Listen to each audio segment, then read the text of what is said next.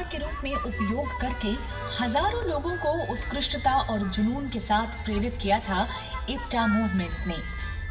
मानो ये एक महान क्रांति का नेतृत्व करने वाले जादुई रथ की तरह था जो एक अथक यात्रा कर रहा था। 1943 में पड़े अकाल के लगभग 170 वर्ष पहले बंगला सन 1176 में आई भूखमरी भी तो इंसानों की ही देन थी। ब्रिटिश द्वारा रचित भूखमरी वो जनता को बड़ी बर्बरता से निचोड़ कर लगान वसूल करते थे। उन्होंने किसानों को अपने धान के खेतों में अफीम और नील बोने के लिए मजबूर किया था। उस समय भी तो मेरे सीने में गिरकर लाखों असहाय लोगों ने जान गंवाई थी और मैं बस चुपचाप देखता रह गया। काश उस समय भी एक आईपीटीए होती। तुम्हारा इतिहास जागते रहने का इतिहास है, लेकिन सोते रहने का भी।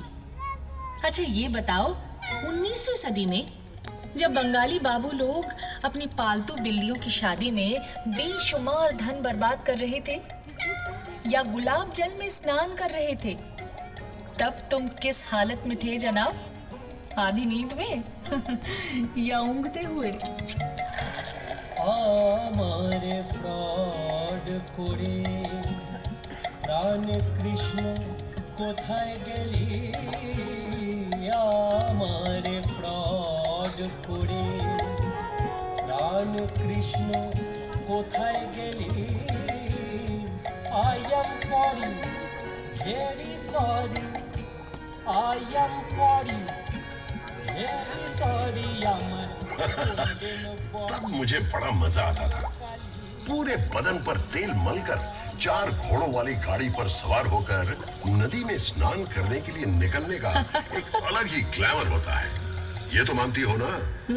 और जरा सोचो, अगर बाबुओं की वो शोशेबाजी ना रहती तो तवायफों का नाच देखने का भी चलन नहीं रहता। फिर ना तो उनके पैसों से ढेर सारे स्कूल कॉलेज खुलते और ना ही मेरा सबसे खूबसूरत और जगमगाता त्योहार दुर्गा पूजा अस्तित्व में आता। दुर्गा पूजा नहीं होती? मगर क्यों? अरे शोभा बाजार के बाबू नवकृष्ण देव ने ही तो मदरसे बनाने के लिए ढेर सारे रुपए दिए थे, सड़कें बनवाई थी और पूरे देश भर से गायकों संगीतकारों को बुलवाकर बड़े बड़े संगीत सम्मेलन करवाते थे। और उन्होंने न केवल पलासी की लड़ाई में सिराजुद्दौला के खिलाफ साजिश में भाग लिया, बल्कि अंग्रेजों की जीत की खुशी में एक शानदार दुर्गा पूजा का भी आयोजन किया था। अच्छा? उसी के चलते ही तो हमारे कैलेंडर में दुर्गा पूजा को इतना महत्वपूर्ण स्थान मिला। क्या बात करते हो? दुर्गा पूजा की शुरुआत उसी व्यक्ति ने की जिसने बंगाल को अंग्रेजों के हाथ में सौंपने का षड्यंत्र रचा था। बिल्कुल। शायद बंगाल अंग्रेजों के हाथों कभी ना आता अगर 1756 में सिराजुद्दौला अपनी विशाल सेना लेकर मुझ पर आक्रमण न करता।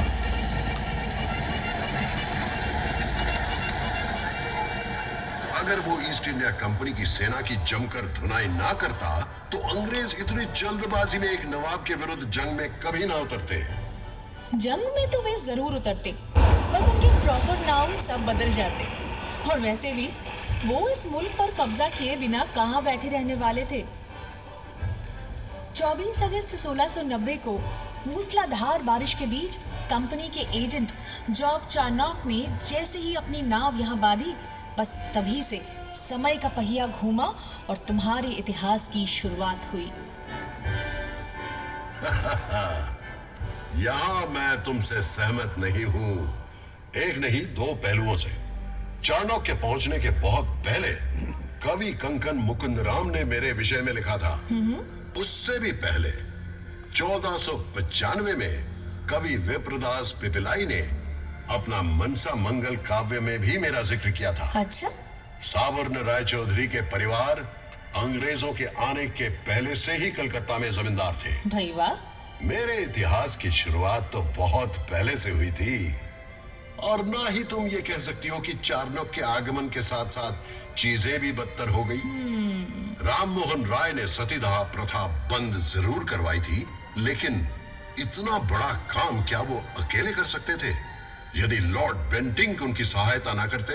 सो तो ठीक। क्या माइकल मधुसूदन दत्त बंगला काव्य का रुख बदल सकते अगर उन पर मिल्टन का प्रभाव न पड़ता? क्या बंकिम चंद्र बंगला में पहला उपन्यास लिख पाते अगर उन्होंने वॉल्टर स्कॉट ना पढ़ा होता? बिल्कुल सही। क्या ईश्वर चंद्र विद्यासागर विधवा विवाह का प्रचलन शुरू कर पाते यदि उन्हें अंग्रेजों का सहयोग नहीं मिलता? कि क्या अनाप शनाप बोले जा रहे हो? तुम कैसे भूल गए कि शहीद खुदीराम बोस के पार्थिव शरीर पर फूलों की वर्षा करने के लिए हजारों लोगों ने तुम्हारी सड़कों पर लाइन लगाई थी? तुम्हारे राइटर्स बिल्डिंग के अत्याचारी ब्रिटिश अफसर को गोली मारने के बाद विनय बादल दिनेश ने आत्महत्या की थी।